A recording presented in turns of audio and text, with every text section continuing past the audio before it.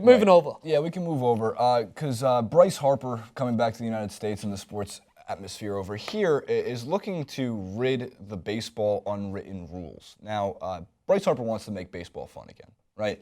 And we were talking before the show, a couple of us in the studio, we kind of came to this conclusion. If you didn't love baseball as a kid, if you didn't grow up with it in your culture, similarly to how I did, similarly how, too, I'm going to mention Ben Mankiewicz did, it's very difficult, if not impossible, to be 20-something years of age and jump into this sport because there's really not that much excitement. It's a slow game. It's a paced game. There's lots of numbers. There's stats. There's things that go along with it. And it's a game that I'd still consider being at home and watching on your TV gives you a better vantage point than being in the stadium. Yeah.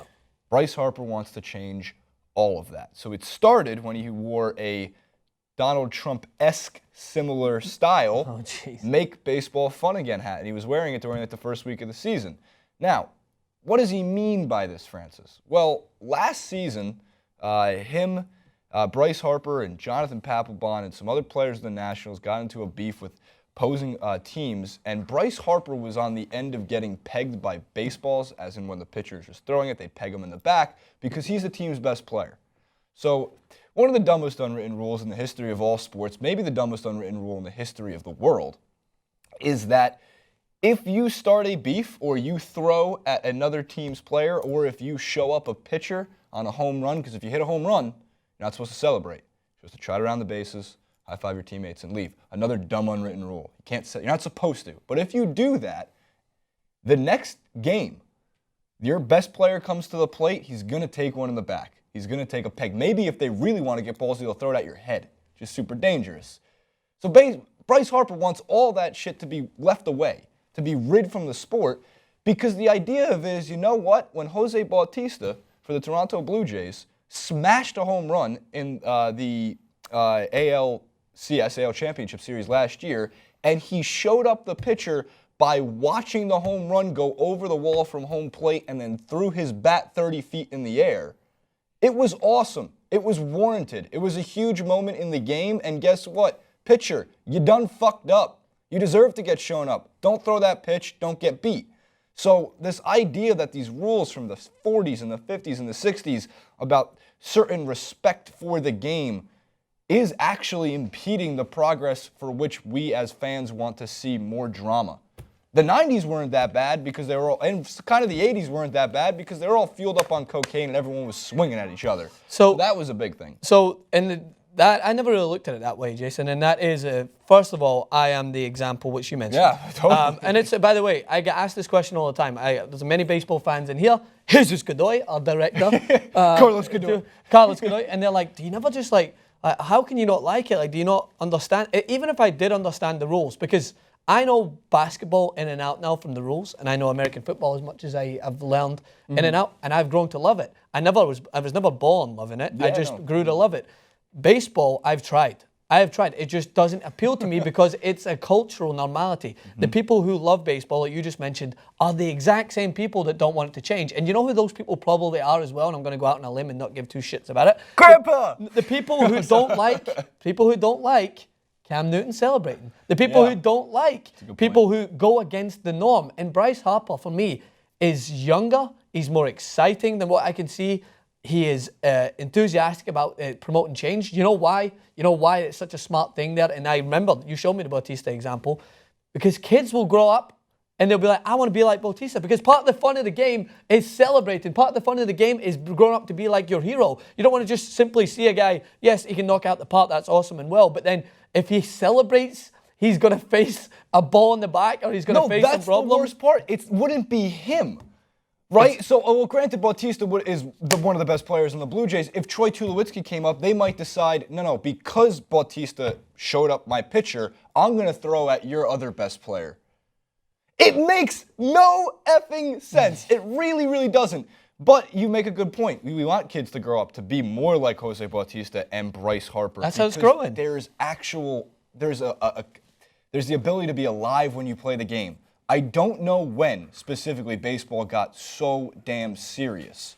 But there's been a couple moments this season that I've seen a little bit of a change, right? one, some rivalries are back. Got to keep rivalries intact. It's important to any sport. But two, more importantly, Jose Fernandez, pitcher for the Miami Marlins, came up to the plate, and Kenta Maeda, pitcher for the Dodgers, threw a pitch that he thought was so remarkable that he turned to the pitcher and he smiled and he laughed and he was like, I don't know what to do. Yeah. And it's real moments like that, like when Lewandowski smiled at Marco Royce. It's a real moment. It's more than a game. It's a culture. It's everything with it. But this has led, by the way, to Bryce Harper, because of his captivating ability, has just recently signed the biggest endorsement deal for a baseball player in history. It's going to surpass, the numbers have not been released yet, but it's going to surpass Alex Rodriguez's $1 million a year deal with Nike for 10 years, so it's going to be more than $10 million overall. I'm assuming in the more than $10 million ballpark. Yeah, it will be. I'm sure it will be. Or out of the $10 million ballpark. Nice. If we will. Nice. You pitched it to me? And you smashed it. Okay. Oh, I thought, okay, no, you caught it. Did we smash? Oh, you no, probably might smash it. Smash All right, anyway, and by the way, Under Armour, as we've talked about before, geniuses in making sure that they don't just want people who are famous, they want trailblazers. They want underdogs. They want people who they know can inspire change.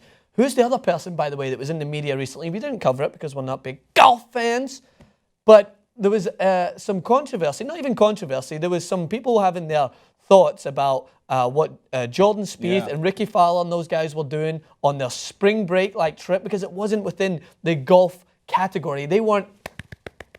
Oh, great shot!